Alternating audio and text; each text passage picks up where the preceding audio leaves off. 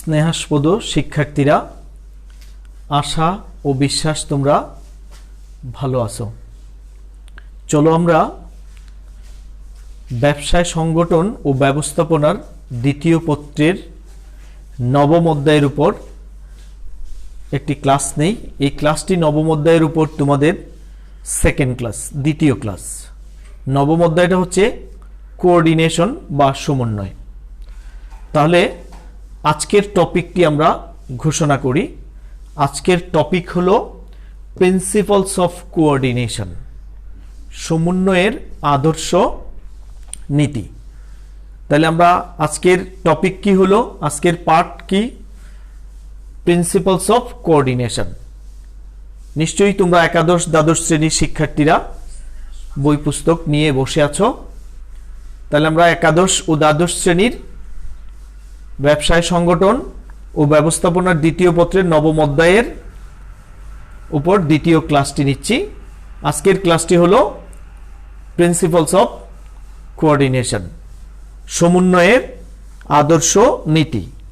দেখো, আমি সমন্বয়ের আদর্শ নীতির কতগুলি পয়েন্ট বোর্ডে উপস্থাপন করেছি, একবার পড়ে নিই। First of all, principles of unity of objective and goals, বলছে উদ্দেশ্য ও লক্ষ্য অর্জনের নীতি। সেকেন্ড হচ্ছে প্রিন্সিপালস অফ আর্লি স্টার্টিং, প্রারম্ভের শুরুর নীতি। থার্ড হচ্ছে principles of unity of command, আদেশের ঐক্য নীতি। ফোর্থ হচ্ছে প্রিন্সিপালস অফ কন্টিনিউটি, নিরবচ্ছিন্নতার নীতি, নিয়মিতকরণের নীতি। ফিফথ হচ্ছে প্রিন্সিপালস অফ গ্রুপ আন্ডারস্ট্যান্ডিং, দলীয় সমঝোতার নীতি। সিক্সথ হচ্ছে প্রিন্সিপালস অফ ব্যালেন্সিং, ভারসাম্যের নীতি। সেভেন্থ হচ্ছে প্রিন্সিপালস অফ ফ্লেক্সিবিলিটি, নমনীয়তার নীতি। এইট হচ্ছে প্রিন্সিপালস অফ ইনফর্মাল রিলেশন, অনানুষ্ঠানিক সম্পর্ক উন্নয়নের নীতি।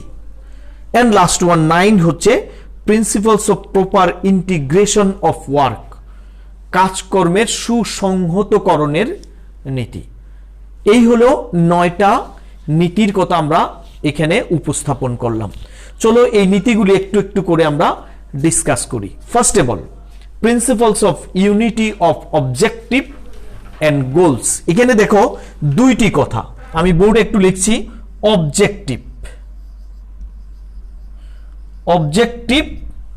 অর আরেকটা হলো গোলস। চলো আমরা এই দুইটা জিনিসের আগে সংজ্ঞা জানি। অবজেক্টিভকে বলা হয়, অবজেক্টিভ হলো পরিকল্পনার অভিপ্রেত ফল।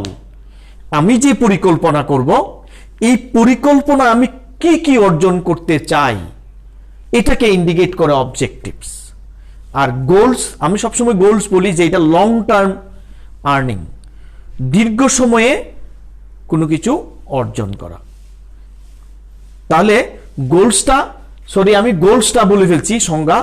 গোলসটা হলো পরিকল্পনার অভিপ্রেত ফল অর্জন, অর্থাৎ দীর্ঘ সময়ে আমি আমার এই পরিকল্পনা দিয়ে কি অর্জন করতে চাই, সেটা হচ্ছে গোলস। আর অবজেক্টিভ হচ্ছে পরিকল্পনার চূড়ান্ত ফল।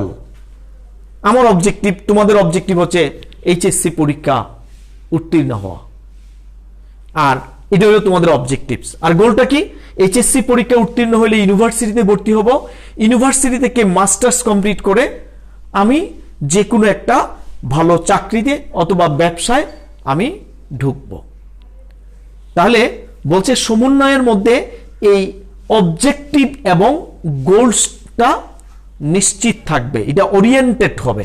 অর্থাৎ তোমার কি উদ্দেশ্যে তুমি সমন্বয় সাধন করতে যাচ্ছ, কর্মকাণ্ড কোন কোন উদ্দেশ্য এবং লক্ষ্যকে সামনে রেখে কাজ করতে যাচ্ছ, সেটা এর মধ্যে স্পষ্ট থাকবে। আশা করি তোমরা উদ্দেশ্য এবং লক্ষ্যের নীতিটি অনুধাবন করতে পেরেছ। সেকেন্ড হলো আর্লি স্টার্টিং, প্রারম্ভে শুরুর নীতি। আমি একটা উদাহরণ দেই। মনে করো একজন ক্যাপ্টেন তার সৈনিকদেরকে লাইনবদ্ধ করে বলল যে তোমরা মার্চ করো, আমি পিছনে আসছি। তাহলে শুরুতে কি হবে? সৈনিকরা কিছু দূর গিয়ে, যেহেতু ক্যাপ্টেন নাই, দলের মধ্যে, সে পিছনে ক্যাপ্টেন, তাহলে তারা একটু কি এলোমেলো হবে না? একটু এলোমেলো হয়ে যেতে পারে। তাহলে কিন্তু যদি ক্যাপ্টেন বলেন মার্চ অন, আমিও যাব তোমাদের সাথে, একসাথে মার্চ করলে, তখন কি কেউ এলোমেলো হবে? কেউ আগে পিছে হবে? অর্থাৎ তাহলে স্টার্টিংটা করব একেবারে সবাই একসাথে, কেউ আগে আর কেউ পিছে যদি হয় তাহলে সমন্বয়টা কি হয়ে যাবে? এটা সমন্বয়টা সফল হবে না, সমন্বয়ের মধ্যে সমস্যার সৃষ্টি হবে। একজন পিছনে হয়ে যাবে, একজন লাইন ছেড়ে চলে যাবে, একজন ওইদিকে তাকাবে ইত্যাদি। তোমরা মাঠে একটা যদি অ্যাসেম্বলি হয়, এই তোমাদের কমান্ডার যদি বলে যে মার্চ অন, অথবা তোমরা প্যারেড করো, আমি একটু ক্যান্টিন থেকে নাস্তা করে আসছি, তাহলে কি তোমরা প্যারেড করবা? তোমরা অনেকেই করবা না। আর যদি কমান্ডার থেকে বলে যে মার্চ অন, একজনও নড়বা না। সুতরাং এটাই হচ্ছে আর্লি স্টার্টিং, যে আমরা যখন শুরু করব সবাই একসাথে শুরু করব। কেউ যদি এখানে একজন ছন্দপতন ঘটায় তাহলে সমন্বয়টা সঠিক হবে না, সমন্বয়ের মধ্যে গলদ হয়ে যাবে। আমাদের থার্ড হচ্ছে ইউনিটি অফ কমান্ড। তোমরা মনে আছে কিনা প্রিন্সিপালস অফ ম্যানেজমেন্ট পড়েছিলে, ব্যবস্থাপনার নীতি। সেখানে হেনরি ফেওয়েলের 14টা নীতিও তোমরা পড়েছিলে। হেনরি ফেওয়েলের 14টা নীতির মধ্যে একটা হচ্ছে principles of unity of command, আদেশের ঐক্য। সেখানে সংজ্ঞায় বলা আছে যে আদেশ দাতা হবেন কয়জন? একজন। অর্থাৎ আমার সুপিরিয়র বস যিনি থাকবেন তিনি কয়জন হবেন? একজন। যদি আদেশদাতা কয়েকজন হয়ে যান তাহলে সেই আদেশ সাবঅর্ডিনেট অধস্তনদের প্রতি কার্যকর করা সম্ভব হবে না। একটা কথা আছে, একটা উপন্যাসের একটা ডায়লগ এরকম, কেয়া এক গরমে দো পীর যাও বাচ্চা শো রহে। অর্থাৎ এটা আব্দুল্লাহ উপন্যাসের একটা ডায়লগ, যে বলা হয় যে এক ঘরের মধ্যে দুইজন পীর থাকতে পারে না। পদ দিয়েছে, অভিশাপ দিয়েছে, কেয়া এক গরমে দো পীর যাও বাচ্চা শো রহে, যে ছোট পীরকে অভিশাপ দিয়েছে এবং ছোট পীর শো রহে, এই যে শুইছিল ঘুমাইছিল আর উঠে নাই। মানে তাহলে নেতৃত্বের ক্ষেত্রে যদি একাধিক বস থাকেন, একাধিক বস যদি একই সময়ে বিভিন্ন অর্ডার পাস করে, তাহলে অধস্তনরা এই অর্ডার ক্যারি করতে পারে না। এই জন্য বলা হয় unity of command. Unity of command মানে আদেশ দিবেন কয়জন? একজন। তাহলে অধস্তন যারা আছেন তারা আদেশ পালন করতে পারবে সহজভাবে, সমন্বয়টা সহজ হবে। তাহলে সমন্বয়ের একটি পূর্ব শর্ত হচ্ছে, নীতি হচ্ছে আমার বস যিনি উনি একজন বস হবেন এবং একজন বস আমাকে আদেশ দিবেন, যাতে করে আমি সহজভাবে সুন্দরভাবে কাজটি সঠিক সময়ে করে দিতে পারি। আর যদি এমনটা হয়, যদি মনে করো তোমরা শিক্ষার্থী, আমি একজন ছাত্রকে বললাম এই তুমি বই নিয়ে আসো ক্যান্টিন থেকে লাইব্রেরি থেকে, এট এ টাইম যদি আরেকজন স্যার বলে এই তুমি এখনই এই ক্যান্টিন থেকে আমার জন্য নাস্তা নিয়ে আসো, তাহলে এট এ টাইম তুমি কয় জায়গায় যাবা? তুমি যেতে পারবে না, তোমার মধ্যে একটা এই অসহিষ্ণু ভাব সৃষ্টি হবে। কিন্তু এমনটা যদি হইতো যে ওই দুইজন মিলে যদি বলতো যে এখন লাইব্রেরি থেকে বইটা নিয়ে আসো, আসার পরে আমার জন্য ক্যান্টিন থেকে একটু নাস্তা নিয়ে এসো, তাহলে এই অর্ডার ক্যারি করা সম্ভব। তাহলে আমরা এখান থেকে কি জানলাম? যে আদেশদাতা হবেন একজন। যদি আদেশদাতা একজন হন তাহলে সমন্বয়টা সহজভাবে সম্পাদন করা যাবে। এরপরে হচ্ছে fourth, principles of continuity. Continuity মানে নিরবচ্ছিন্ন। আমরা যেমন তৃষ্ণার্ত হইলে পানি পান করি, শরবত পান করি। পান করি কি আজীবন আর শরবত খাই না? পানি কি আর খাই না? খাই। কখন? আবার যখন তৃষ্ণা সৃষ্টি হয় আবার খাই, আবার যখন তৃষ্ণা সৃষ্টি হয় আবার খাই। This is continuous process. আমরা খাবার খাই কন্টিনিউয়াস, সকালে, দুপুরে, রাতে। আবার কালকে আগামী দিন কি কিছুই খাবো না? পরের দিন কি কিছুই খাবো না? বাঁচবো না। তাহলে পরের দিন আবার ওইভাবে খাবো। অর্থাৎ এটাই হচ্ছে কন্টিনিউয়াস, নিরবচ্ছিন্ন। তো সমন্বয়টা একবার করলে হবে না, যে একবার কাজ স্টার্ট করে দিলাম, আমি সমন্বয়টা সুন্দর করে দিলাম, সবার মধ্যে কোঅর্ডিনেটটা করে দিলাম, এরপরে আমি আর খবর নিলাম না, আমি ঊর্ধ্বতন কর্তৃপক্ষ নির্বাহী মানুষ, আমি আর খবর নিলাম না, এই সমন্বয় সুফল আনতে পারে না। তাহলে সমন্বয় হবে কখন? প্রত্যেকটা স্টেপে স্টেপে, সুপারভাইজিং এর মতো, অনেকটা তদারকির মতোই সমন্বয়টা হবে। সমন্বয় কোথায় গিয়ে স্টপ করা যাবে না, এটা নিরবচ্ছিন্ন চলতে থাকবে, পার্ট বাই পার্ট চলতে থাকবে। এটা কি বলা হয়?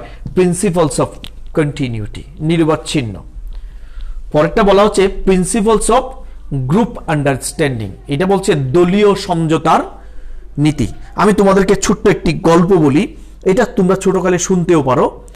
একটা মাঠের মধ্যে এই উঠানে ধান দেওয়া হয়েছে ধান শুকানোর জন্য। তো এক ঝাঁক পায়রা বুঝো তো, কবুতর এসে এই উঠানের মধ্যে ধান খাচ্ছে। কিন্তু ধান খাওয়ার সময় হঠাৎ করে কবুতর বুঝতে পারলো তার পায়ের মধ্যে কি জানি জড়িয়ে যাচ্ছে। তারা খেয়াল করে দেখলো শিকারী ফাঁদ পাচ্ছে, ফাঁদের জাল তাদের সবার পায়ের মধ্যে বেজে গেল। তাহলে শিকারীর পায়ে কি হলো? শিকারীর ফাঁদে ওরা ধরা পড়লো। তখন কবুতরের যে লিডার ছিল, নেতা ছিল, সে বলল সব কবুতরকে, তোমরা কেউ হইচই করবা না, চলো আমরা একযোগে এই জালটা নিয়ে একসাথে উড়া দিই, কেউ বসে থাকবা না। তাহলে উড়া দিয়ে কি করবো? আমরা একটা নিরাপদ গাছে আশ্রয় নিব, সেখানে আমরা বসে বসে খুঁটে জালটা ফেলে দেব। এবং নেতার কথা সবাই শুনে একসাথে উড়া দিল। শিকারী তার ফাঁদ পেতেও কোনো ফল পেল না। এটা সম্ভব হইল কিভাবে? এটা সম্ভব হইল এই যে বলল গ্রুপ অফ আন্ডারস্ট্যান্ডিং। এটা একটা দলীয় সমঝোতা ছিল। নেতা বলছে সবাই একসাথে উড়াল দিব। তাহলে সবাই একসাথে কাজটা করেছে এবং 100% সফল হয়েছে। শিকারী এত সুন্দর করে ফাঁদ পাতার পরেও পায়রাগুলিকে আর শিকার করতে পারে নাই। আশা করি তোমরা বিষয়টা বুঝতে পারছো। তো সমন্বয় হবে এরকম, একজন সমন্বয় করলাম, দুইজন করলাম, বাকি তিনজন খেয়াল করলো না, এরকম হবে না। সমন্বয়টা হবে পুরো দলটার, পুরো গ্রুপটার, পুরো প্রতিষ্ঠানের বিভাগটার, একটা বিভাগের সাথে আরেকটা বিভাগের সমন্বয়টা হবে। তাহলে এই সমন্বয়টা হবে সুদূর প্রসারী এবং সুন্দর। এবং আমরা যে প্রথমে বললাম যে অবজেক্টিভ অ্যান্ড গোলস, তাহলে প্রতিষ্ঠানের উদ্দেশ্য অর্জিত হবে, প্রতিষ্ঠানের লক্ষ্যে পৌঁছা যাবে। This is principles of group understanding. Next আছে প্রিন্সিপালস অফ ব্যালেন্সিং। ব্যালেন্স মানে বুঝি ভারসাম্য। আসলে ভারসাম্যটা এটা অনেকটা ন্যায় বিচারকেও ইন্ডিকেট করে। ন্যায় বিচারকে কিরকম ইন্ডিকেট করে? মনে করো এই দুইজন বিচার প্রার্থী হলো, বিচারক যদি একজনের পক্ষে চলে যায় তাহলে বিচারটি ভালো হবে না। বিচার প্রার্থী দুজনেই যে কোনো একজন গিল্টি হতে পারে, দোষী হতে পারে। বিচারক যিনি আছেন উনি যদি সত্যিকার বিচার করে দেন তাহলে দুই পক্ষই খুশি হবে।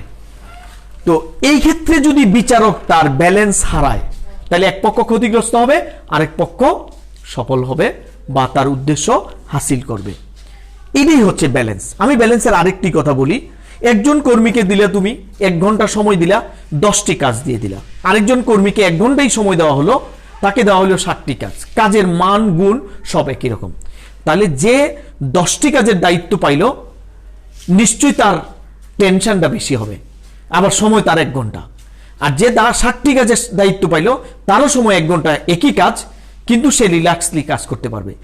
যে দায়িত্ব পাওয়ার পরেও তার বোর্ড হইলো, কাজের লোডটা বেশি হলো, সে কাজে 100% মনোযোগ দিতে পারবে না। যদি মনোযোগ না দেয় তাহলে তার সমন্বয়টা সঠিক হবে না। এই জন্য দায়িত্ব বন্টনের ক্ষেত্রে, কর্তৃত্ব বন্টনের ক্ষেত্রে সমন্বয়ের এই ব্যালেন্সের কথাটি স্মরণ রাখতে হবে যে আমি যাদেরকে দায়িত্ব দিয়েছি তাদেরকে সমন্বয় সঠিকভাবে করতে হলে তাহলে তাদের দায়িত্বের মধ্যে একটা ব্যালেন্স থাকবে। কেউ বেশি কাজ করবে, কেউ কম কাজ করবে, এটি যেন না হয়, তাহলে ব্যালেন্সটা সঠিক হবে। আমাদের এর পরের পয়েন্টটা হচ্ছে প্রিন্সিপালস অফ ফ্লেক্সিবিলিটি। বাংলা হচ্ছে নমনীয়তা। সমন্বয় বাইবেল না, সমন্বয় কোনো ধর্মীয় গ্রন্থ না যেটা কখনো আর চেঞ্জ করা যাবে না। তাহলে সমন্বয় কি হবে? সমন্বয় হবে পরিস্থিতির আলোকে, পরিবেশের আলোকে, সিচুয়েশন ইন্ডিকেট করবে সমন্বয়ের ধরন পরিবর্তন করতে হবে। অর্থাৎ সময়ের প্রয়োজনে, পরিস্থিতির প্রয়োজনে, চাহিদার প্রয়োজনে, মানুষের অভ্যাস রুচির প্রয়োজনে সমন্বয়টা, তার সমন্বয়ের যে শর্তগুলি আছে চেঞ্জ হবে। এটা একাত্মভাবে হুট করে বসে থাকা যাবে না যে এখন বৃষ্টি হচ্ছে সমন্বয়ের কাজ বন্ধ, এটা হইতে পারে না। বৃষ্টির সাথে খাপ খাইয়ে তাল মিলিয়ে সমন্বয়ের কাজটি করে নিতে হবে। সুতরাং এটাকে বলা হয় ফ্লেক্সিবিলিটি। ফ্লেক্সিবিলিটির একটা বাংলা বলা যায় নমনীয়তা। নমনীয়তার আরেকটি বাংলা বলা যায় যখন যা তখন তা। বর্ষাকাল, বৃষ্টি হচ্ছে, ছাতা ধরতে হবে। রোদ হচ্ছে, ছাতা ধরতে হবে। আর যদি বলো যে না ছাতা আনবো না, বর্ষার বৃষ্টি দিয়ে যাব, তাহলে অবশ্যই তুমি কি হয়ে যাবা? অবশ্যই তুমি অসুস্থ হয়ে পড়বা, অবশ্যই তুমি অসুস্থ হয়ে পড়বা। তাহলে এটা হচ্ছে ফ্লেক্সিবিলিটি। আমাদের এর পরের পয়েন্ট হচ্ছে প্রিন্সিপালস অফ ইনফর্মাল রিলেশন। আসলে সমন্বয় যখন করতে যাবে, প্রাতিষ্ঠানিক যে ডিসিপ্লিন তো আমরা থাকবই, প্রাতিষ্ঠানিক কাঠিন্যতা, এটা করা যাবে না, ওইটা করতে হবে, এইরকম যদি সমন্বয়ের ক্ষেত্রে হয়, তাহলে সমন্বয়টা সুন্দর হবে না। সমন্বয়ের ক্ষেত্রে ব্যক্তিগত রিলেশন ডেভেলপ হবে।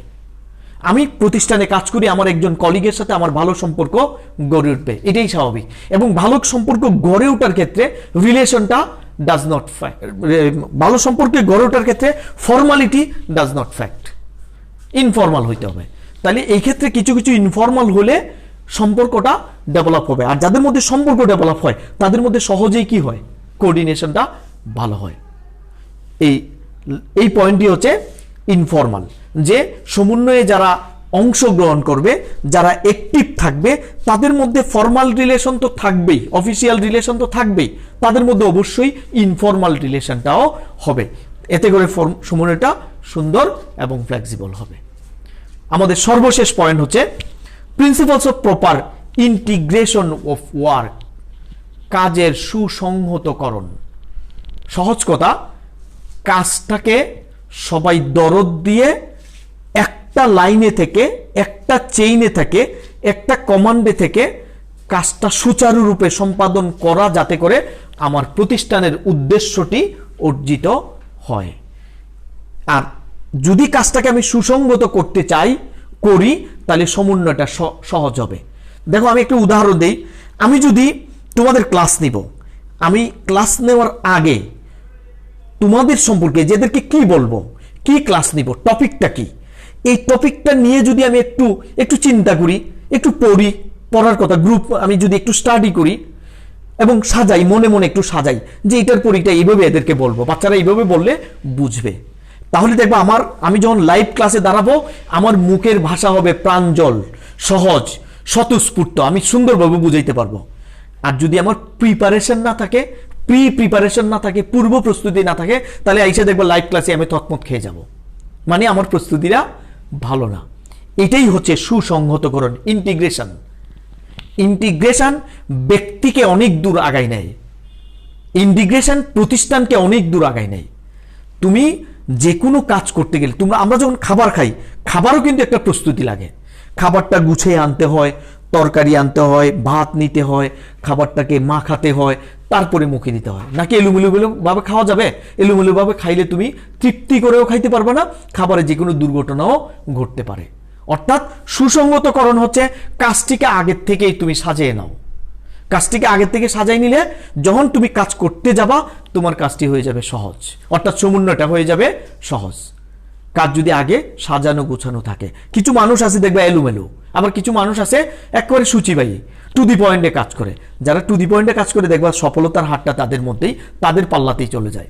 আর যারা একটু এলোমেলো থাকে, তাদের সফলতা আসতে অনেক দেরি হয়। আর যদি সফলতা আসেও, তাহলে বলতে হবে গড গিফটেড, তার ভাগ্য ভালো। তাহলে শিক্ষার্থীরা, আমাদের আজকের এই টপিকটি ছিল সমন্বয়ের আদর্শ নীতি। আমরা 9টি পয়েন্টের আলোকে এই নীতিটি আলোচনা করলাম। আশা করি তোমরা বুঝতে পেরেছো, অনুধাবন করতে পেরেছো। তারপরে তোমরা বই খুলে যদি একটু দেখে নাও, তাহলে দেখবা আরো ভালো বুঝতে পারবে। তো আমরা প্রত্যাশা করি আমাদের সারা পৃথিবী সুন্দর হয়ে যাক, আবার তোমরা শ্রেণীকক্ষে ফিরে আসো, তোমাদেরকে দেখলে ভালো লাগে। আমরাও যেমন ঝিমিয়ে গেছি, নীরব হয়ে গেছি, প্রতিদিন আমরা অফিসে আসি বা আসি না, কেমন জানি বাসায় সময় কাটে না। তোমাদেরকে নিয়ে সময় কাটাইতাম, বকা দিতাম, আবার পড়াইতাম, স্নেহ করতাম, ভালো লাগতো। তো তোমরা সারা বিশ্ব যেন শীঘ্রই সুন্দর হয়ে যায় পৃথিবীটা, আমরা আবার যেন ক্লাসে ঢুকতে পারি, সেই প্রত্যাশায় আল্লাহ হাফেজ। ভালো থাকো সবাই।